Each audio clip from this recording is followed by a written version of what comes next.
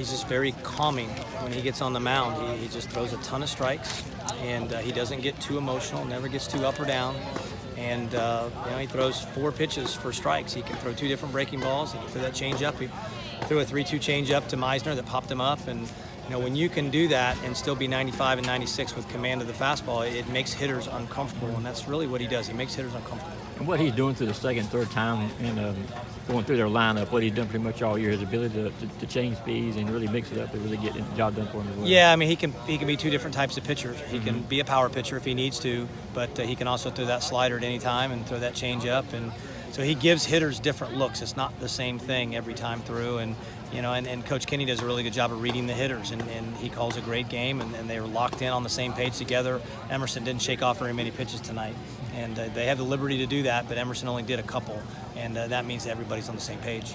He hasn't said a thing. He's been very, patient, I guess, with not saying anything about the hitters not getting much offensive support and all, but he finally got some tonight, and it seemed like that 3 runs was with the way he was pitching was maybe 9 or 10, or. With him on the mound, yeah, it kind of seemed that way, and certainly wanted to get a couple more there. But Meisner sitting there on deck, that's a tying run. If he gets up in the 9th, you don't want that to happen. But bottom line is he's really good. Our defense is really good. We make plays behind him. We've been like that all year long, and that's a recipe for winning a lot of games: is great pitching and great defense. Tuesday's 20 inning affair. He used a lot of the bullpen. Emerson really stepped in and threw 8.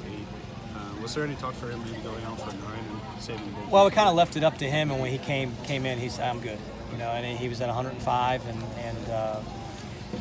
if we're in later May, we're in a regional or super regional, and he probably goes out there for another one. But